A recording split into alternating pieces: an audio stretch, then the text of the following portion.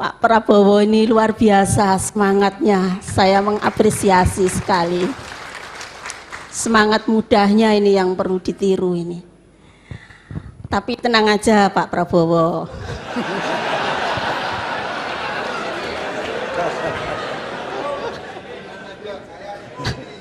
Tenang aja, sudah ada Muhammadiyah.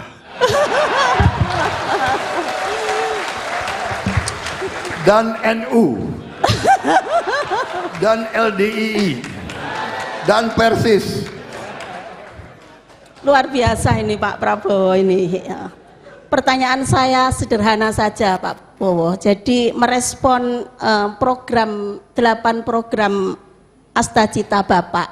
Yang pertama itu Bapak menempatkan memperkokoh demokrasi HAM, kemudian reformasi hukum dan pemberantasan korupsi.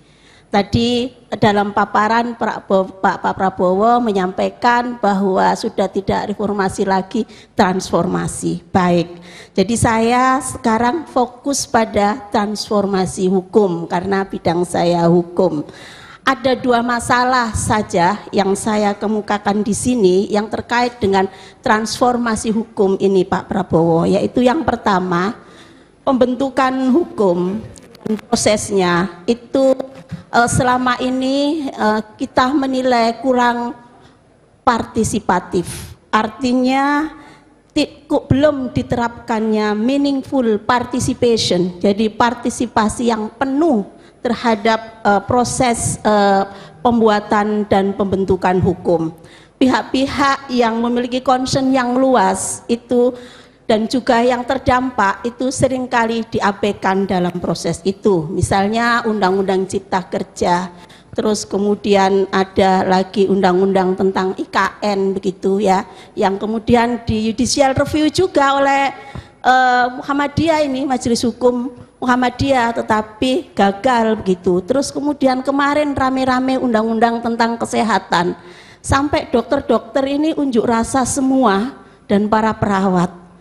Aspirasinya kurang diperhatikan, apalagi aspirasi Muhammadiyah katanya sebagai ormas yang banyak bergerak di bidang kesehatan.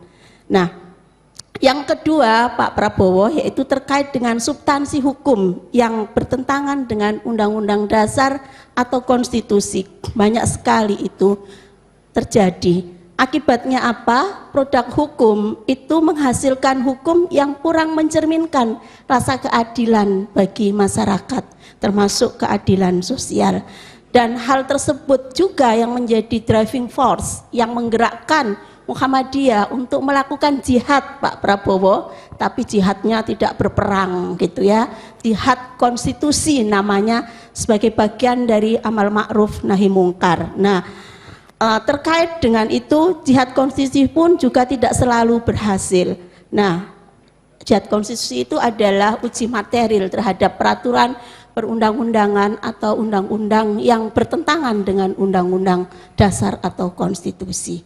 Nah, pertanyaan saya adalah, jika Bapak terpilih jadi presiden, apa strategi Bapak untuk memastikan adanya jaminan hadirnya hukum yang responsif, hukum yang partisipatif, hukum yang fair, dan hukum yang berkeadilan sosial? Itu. Nah, saya juga kebagian permasalahan tentang HAM ini. Kalau kita lihat terkait dengan HAM ini, ada laporan dari Amnesty International, banyak sekali catatan terhadap Indonesia. Namun saya hanya mengambil 3 saja. Yang pertama yaitu pendekatan keamanan atas nama pembangunan dan investasi ini masih terjadi. Ini sejak zaman Orde Baru sampai sekarang gitu. Kasus Rempang misalnya. Kemudian penggunaan kekuatan yang tidak perlu itu juga terjadi. Misalnya masa reporter sepak bola dipakai gas air mata gitu kan, itu ya. Sampai yang meninggal korbannya mengalahkan korban teroris ini 135 yang meninggal dunia dan lebih dari sekitar 300-an yang luka-luka. Nah, ini kan menyedihkan sekali. Kemudian yang kedua terkait dengan kebebasan berekspresi.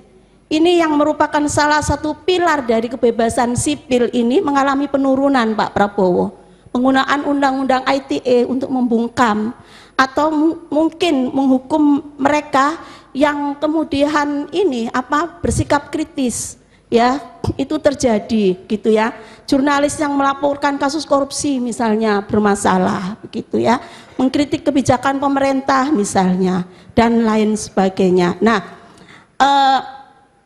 jika Bapak terpilih gitu ya, kemudian kebijakan dan komitmen apa yang akan Bapak lakukan terhadap perlindungan HAM ini secara konkret?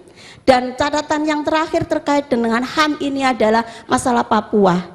Yang kita tahu bersama itu adalah masalah yang sangat besar mestinya, yang harus disikapi dengan sikap dan strategi yang sangat besar dan luar biasa. Dan saya yakin Pak Prabowo sudah tahu jawabannya, dan kita mohon untuk dibagikan apa strategi Bapak dalam menghadapi kasus Papua, menyelesaikan kasus Papua itu. Pendekatan apa yang Bapak gunakan untuk itu? Baik, terima kasih. Terakhir ini pesan dari Aisyah. Oh iya. Saya tadi di BCI sama Ketua PP Aisyah, Ibu salurkan aspirasi kami ya gitu. Jadi nggak tega kalau nggak disalurkan, nanti nggak diakui saya gitu. Jadi tapi untuk Aisyah ini gampang kok Pak jawabannya Pak gitu. Jadi ada hak hidup yang selama ini mungkin menjadi permasalahan yang penting yang sering kita abaikan, yaitu hak hidup perempuan yang masih rentan. Dan salah satu agenda utama SDGs, dan ini juga merupakan agenda dari ibu-ibu Aisyah gitu ya, adalah menurunkan angka kematian ibu dan anak gitu. Hingga saat ini kalau kita lihat catatan di Kementerian Kesehatan, itu angka kematian ibu atau AKI itu masih berkisar 305 per 100 kelahiran hidup, 100.000 kelahiran hidup. Dan ini tentunya jauh dari target 183 per 100.000 kelahiran hidup. Dan ini jauh juga dari Malaysia yang hanya 20 begitu. Di Malaysia itu AKI 20 per 100.000 kelahiran. Nah, standar WHO ini 70 per 100.000. Nah, apa program konkret Bapak untuk kemudian merespon hak hidup ini? Apakah cukup ini dengan makan siang gitu? Baik. Terima kasih Pak Terima kasih, Prabowo. Bu Nurul. Jadi Pak Prabowo bisa menjawab dalam waktu yang lebih karena Bu Nurul sudah mengambil waktu 10 menit. Tapi tidak apa-apa karena suara perempuan itu enak didengarkan. Mohon maaf. Ya, jadi kita bicara tentang hukum. Saya itu selalu ingin melihat masalah dari hulu masalah, dari penyebab masalah, dari hulu. Jadi kalau kita bicara tentang hukum, Bu, yang paling menentukan soal kualitas hukum itu siapa? Kan hakim. Hakim. Apakah itu hakim Mahkamah Agung, hakim Mahkamah Konstitusi, hakim pengadilan tinggi, pengadilan negeri, hakim. Nah, kunci masalahnya, Bu, menurut saya adalah bahwa hakim-hakim kita harus kita jamin hidupnya supaya tidak bisa disogok. Saya ini bicara apa adanya, ya kan? Kita ini semua orang Indonesia kok. Saya lebih lama jadi orang Indonesia dari sebagian besar kalian. Iya kan? Bu, kan masalahnya itu. Jadi kuncinya ini kembali yang dicanangkan Pak Jokowi. Kita harus meningkatkan, menerima, mengelola, menjaga kekayaan kita supaya anggaran kita cukup, kita bisa perbaiki semua gaji hakim-hakim kita. Kalau perlu hakim-hakim kita gajinya yang paling tinggi di Republik ini, kalau perlu. Dan ini bukan saya ngarang, saya belajar dari negara lain. Di Inggris, Ketua Mahkamah Agung adalah gajinya lebih besar dari Perdana Menteri.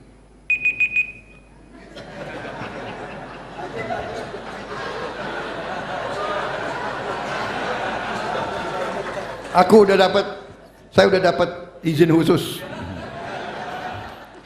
Bu, Ketua Mahkamah Agung di Inggris gajinya lebih besar dari Perdana Menteri. Rumah dinasnya lebih besar dari istana, dari Downing Street. Mobil dinasnya jauh lebih besar, dan Ketua Mahkamah Agung diangkat seumur hidup. Tidak bisa diganti kecuali dia mengundurkan diri atau dia sakit. Disertifikasi oleh berapa dokter. Di Amerika kalau tidak salah anggota Mahkamah Agung hanya 9. 9-9-nya diangkat seumur hidup. Gajinya sangat besar, tidak bisa dipecat oleh eksekutif kecuali dia mengundurkan diri atau dinyatakan tidak mampu oleh dokter. Ini contoh-contoh negara berhasil. Dan kembali gajinya besar. Jadi, Bu, kalau tadi hilirisasi 21 komoditas yang sekarang dijual murah kita olah di sini, naiknya puluhan kali, ya. Coba boksit pasang, mumpung dikasih izin tambahan waktu, ya. Puluhan kali di ujungnya kita bisa bikin semua di Indonesia dengan uang yang begitu banyak. Kita bisa perbaiki gaji semua hakim kita, semua panitera kita, semua yang bergerak di sistem hukum. Kita perbaiki hidupnya, kualitas hidupnya dan sebagainya, pensiunnya, sehingga dia tidak tergoda untuk bisa dibeli, bisa disogok. Karena apa? Karena kadang-kadang hakim itu harus menyidangkan suatu kasus yang nilai sekian belas triliun. Gajinya berapa? Jadi itu pendekatan saya. Nah, soal HAM, Bu, Amnesty International baik, tapi negara Barat itu standarnya macam-macam, Bu. Dia bilang begini, begitu, ya kan? Tapi kalau 6.000 anak sudah dibunuh dengan pemboman, nggak ada yang ribut di Barat. Bagaimana? Jadi saya ini agak sedikit waspada ya kalau lembaga-lembaga internasional ngomong-ngomong tentang HAM di kita. Kasus Rempang saya kira turun tangan, menteri kita datangi setiap keluarga, dan kita tahu bahwa kasus Rempang juga ditunggangi. Banyak orang bukan di Rempang datang untuk bikin macam-macam, dan kita harus waspada, Bu. Dalam banyak kasus di mana ada kayak sepak bola dan sebagainya, kita waspada karena bangsa Indonesia ini ya harus kita ketahui, kita akui bahwa masih ada pemain-pemain dan pejabat-pejabat yang tergoda untuk kekuasaan, sehingga dia lupa tanggung jawab dia. Tapi kita lihat ada upaya, kita ingin memperbaiki semua keadaan itu. Yang jelas, yang paling penting adalah kehendak, will, political will, kehendak dari pemimpin, dari pimpinan, kehendak, ya. Yang jelas kita harus tahu bahwa kehendak presiden kita tidak mengizinkan pelanggaran-pelanggaran itu. Beliau tegas. Saya kira termasuk, kalau saya agak berbeda dengan beberapa orang-orang lain, kalau saya raportnya saya kasih ke Pak Jokowi lumayan dah, ya, jauh lebih tinggi dari ada yang lain memberi. Karena kenyataannya adalah kita lihat berapa menteri beliau serahkan untuk diadili, berapa dirjen, berapa pejabat yang sudah beliau. Jadi saya kira will, kehendak yang jelas. Saya dengan tim saya, koalisi saya, kita ingin meninggalkan legacy, ya. Kita dapat pelajaran. Gajah mati meninggalkan gading, harimau mati meninggalkan belang. Nanti manusia mati, kalau nanti saya dipanggil oleh Yang Maha Kuasa, yang saya ingin tinggalkan adalah nama baik. Saya ingin sisa hidup saya untuk kebaikan rakyat saya, tidak ada kepentingan lain. Yang Maha Kuasa telah memberi terlalu banyak untuk saya. Saya kira itu yang ingin saya jawab. Semua undang-undang dibuat oleh manusia, karena itu undang-undang pun kita bisa perbaiki dan kita bisa robah. Bahkan undang-undang dasar pun kalau perlu kita perbaiki, tidak ada masalah. Yang penting dilakukan dengan baik, dengan demokratis, dan tidak dengan jual beli, dengan sogok menyogok. Disitulah kenapa Pak Jokowi, kenapa saya ingin memperbaiki ekonomi, ingin membawa kemakmuran, ingin kekayaan Indonesia tidak bocor terus ke luar negeri. Dengan demikian, dengan suatu kemakmuran, suatu keadilan, dan tadi gaji-gaji pejabat kita cukup baik, kita bisa menolak segala usaha karena kita terlalu kaya. Banyak kekuatan di luar ingin memecah belah kita. Selalu kita dipecah belah. Jadi saya kira itu jawaban saya. Mudah-mudahan bisa. Yang terakhir Papua sama. Papua kalau ini banyak wartawan ya, tapi sebetulnya sudah domain publik. Yang kejam ya itu para pemberontak itu, para separatis. Dia bunuh rakyat yang tidak berdosa, dia bunuh rakyat tidak bersenjata, dia bunuh rakyat dia sendiri. Suku-suku dia. Saya ada film-filmnya kalau mau lihat. Jadi aparat-aparat kita sudah banyak yang mengalah. Banyak anggota polisi kita mati di sana. Anda tahu, pemimpin-pemimpin polisi suruh menghadapi massa nggak pakai senjata. Ya, banyak aparat kita di sana korban. Jadi pendekatan, saya kira harus penegakan hukum. Kita tentunya ingin pendekatan yang soft. Sekarang pendekatan kita ingin pendekatan penyelesaian politik yang damai. Kita usulkan ke mereka, silakan tutup buku, tanggalkan senjatamu, kembali ke masyarakat, amnesti kalau perlu. Ini haknya presiden ya, saya belum presiden jadi nggak boleh janji amnesti. Insya Allah nanti siapa tahu saya bisa memberi amnesti. Tapi kita sudah buktikan di Aceh, kita perang sekian puluh tahun, sekarang kita damai. Banyak saya yakin kelompok-kelompok teroris itu, separatis itu sedikit. Saya yakin mereka sedikit, kita sudah hitung kok. Dan mereka itu bisanya teror terhadap rakyat tidak bersenjata. Ya. Tapi benar kita harus jaga rakyat kita. Pendekatannya harus manusiawi. Terus kita tawarkan supaya mereka hentikan kekerasan. Ya. Dan ternyata mereka terus nyandra, ya kan? Itu jawaban saya, Bu. Ya. Terima kasih. Terima kasih Pak Prabowo. Tepuk tangan untuk Pak Prabowo, Bapak Ibu sekalian.